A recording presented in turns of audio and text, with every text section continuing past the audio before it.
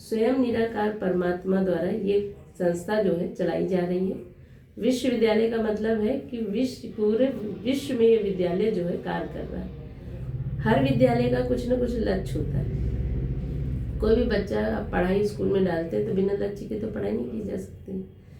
ऐसे इस विद्यालय का जो विद्यालय का लक्ष्य है वो एम ऑब्जेक्ट हमारा जो है नर से नारायण और नारी से लक्ष्मी बनने का है।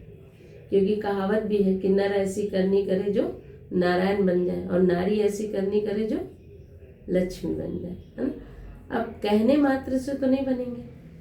हम इस भारत को सोने की चिड़िया कही गई, गीत भी गाते थे, जहाँ डाल डाल में सोने की चिड़िया करती थी बसेरा ऐसा भारत देश है में गाते थे। तो इसका मतलब हमारा भारत कहीं ना कहीं कभी न कभी ऐसा था। और कभी न कभी हम भी जो मनुष्य थे वो सब देवी देवता स्वरूप में थे। मतलब हमारे मौलिक गुण जो है, हमारा जो आत्मा का नेचर स्वाभाविक जो मूल गुण है वो स्वधर्म हमारा है। गीता में से परधर्म की तरफ चले गई आत्माएं। तो स्वधर्म मीन्स मतलब क्या जो हम ढूंढ रहे हैं। पहले पूरे कहा जाता था पूरा संसार ही हमारा कुटुंब है, एक परिभाषा थी हमारे भारत की। अभी तो ऐसा कुछ नहीं कहते। अभी कुटुंब ही चार कोई कुटुंब मानते हैं, और वो कुटुंब में भी कितना कुटुंब रहता है वो हम सब परिचित हैं इस समय। कहने का मतलब है जिस भारत की हम महिमा गा रहे हैं, जिस भारत में हम रह रहे हैं, उस भारत में पहले हम क्या थे वो अभी हम भूल गए हैं। मेन मुद्दा कि हम अपने को भूल गए हैं कि हम एक आत्मा है और इस शरीर रूपी वस्त्र को पहनकर हम सब इस रंगमंच पर हम अपना अपना पार्ट बजा रहे हैं। लेकिन पार्ट बजाते बजाते आजकल हम मेरे और तेरे की भावना में भी हम सब फंस गए हैं।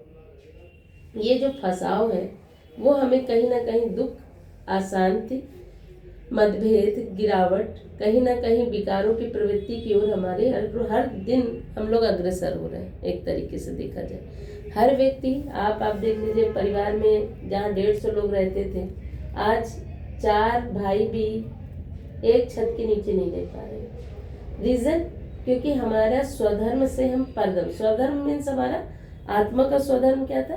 प्रेम, सुख, शांति, आनंद, पवित्रता, ज्ञान और शक्ति, जिसकी वजह से हम परिवार एक दूसरे से बंधे थे। अभी ना तो प्यार रह गया है, ना शांति रह गई है, क्योंकि भौतिक चीजों में भी हमारी आत्मा इतनी लिप्त हो गई है। जितना सुख ढूंढ रहे हैं और जिस सुख के पीछे हम शांति ढूंढ रहे हैं, सुख तो आ रहा है लेकिन शांति कहीं नहीं है ना। जो प्योरिटी थी वो भी अनप्योरिटी में चले गए हम लोग, है ना। तो जो स्वधर्म था हम आत्मा का, वो परधर्म में चले गए। दूसरा रीजन क्या है गिरावट का? क्योंकि हम आत्मा के पिता को नहीं जानते हैं। पहले तो अपने को भूल गए कि हम एक आत्मा है, इस रंगमंच में आए, हर चीज हमें मिली हुई है। एक उदाहरण के रूप में कि यहाँ हमें हर चीज मिली लेकिन यहाँ से हम कुछ ले नहीं जा सकते।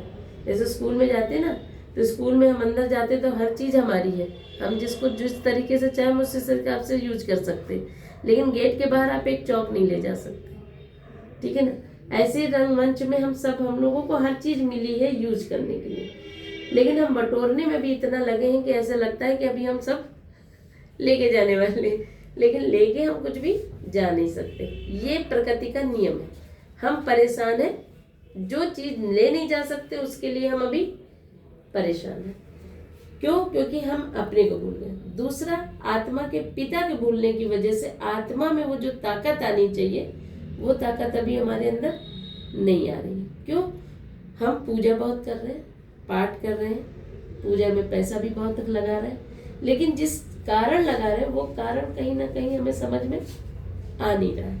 क्यों? क्योंकि जिस स्रोत से हमें जुड़ना चाहिए वो स्रोत का आधार हमें नहीं पता है। अब टंकी है, अगर पाइप सही है तो टंकी 5 मिनट में भर जानी चाहिए, लेकिन हम आज से 50 साल पहले कौन पूजा करता था? कर्म ही पूजा है, इतना कहा करते थे लोग। प्रभु का नाम लेते थे, बीज बो देते थे, प्रभु का नाम लेते थे, अन्नदान करके खा लेते थे। बस कर्म ये करते थे कि हमारे दरवाजे से कोई भूखा न लौटे और हमारे द्वारा किसी को दुख न मिले। यही पूजा थी ना। कोई मंदिर नहीं था, घरों में ऐसी कोई पूजा नहीं होती थी खास। हाँ, लेकिन आपस में एक दूसरे को सुख देने का प्रयास आपस में एक दूसरे से करते थे। अभी ऐसा कुछ होता है नहीं। क्यों? दूसरा, अभी जिस समय जो वर्तमान चल रहा है, आप देखिए घर घर पूजा हो रही है, रुद्राभिषेक हो रहा है, 11,000 लगा रहे हैं। पड़ोसी अगर 11,000 लग रहा है तो दूसरा वाला अगली बार 21,000 खर्च करेगा। एक 21 कर रहा था, तीसरा जो है 51,000 खर्च करके लगे। हम पैसा लगा रहे हैं, लेकिन जो स्रोत हम परमात्मा से जोड़ना चाहिए, उस जोड़ने का स्रोत हमें किसी को भी पता नहीं है। हम सब कह देते हैं ईश्वर एक है, अल्लाह एक है, गॉड एक है, सबका मालिक एक है, लेकिन एक है कौन? हम एक कह रहे हैं, सोमवार को कुछ ही की पूजा करते हैं, मंगल को किसी कर रहे हैं, बुधवार की किसी वही चीज बता रहे हैं कि हमें स्रोत नहीं पता। तो मेन चीज हमें समझना है सबसे पहले कि परमात्मा है कौन। सबसे पहली बात तो परमात्मा वो जिसके ऊपर कोई सत्ता नहीं हो सकती। समझते हैं ना?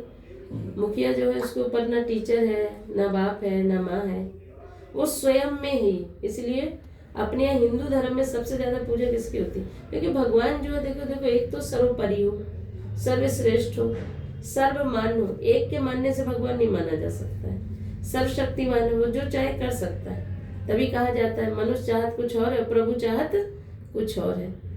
ऐसे नहीं कहा गया है। उसके अंदर इतनी पावर है, अथॉरिटी है पूरी विश्व को चलाने की। वो आपके अनुसार खुद ही ना चलेगा, है ना? तो पहली बात की परमात्मा वो जो स्वयंभू बोला गया, स्वयंभू बोला जो स्वयं में अपने आप में जो शंभु हो, जिसके ऊपर कोई सत्ता नहीं है। अपने यहाँ हिंदू धर्म में अगर देखा जाए सबसे ज्यादा पूजा किसकी होती है? शिव की। आप कहीं भी जाइए, निराकार वाली, शंकर वाली बात नहीं कर रहे, ज्योति स्वरूप वाली की बात कर रहे हैं। हर सिटी का राजा कौन है? शिव बाबा। आप उत्तर प्रदेश में जाइए, काशी विश्वनाथ है। आप मध्य प्रदेश